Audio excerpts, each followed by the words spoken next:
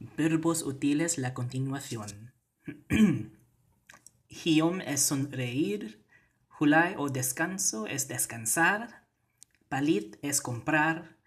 Patid o sikat es patear. Uli es volver a la casa. A la casa, perdón. Pili es elegir. Putul es cortar. Puyo es habitar. Sabot es comprender o entender. Sakai es ir en o montar, montar a un animal. Sakit es estar enfermo, enferma o dolerse. Sayao es bailar. Dios mío, perdón. Singit es siagit. No, singit o siagit es gritar. Sera es cerrar. Sugot es comenzar.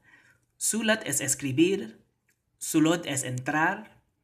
Y ojo, sulti es decir a lo mismo que con ingon. Ingon y sulti en este caso son sinónimos con decir.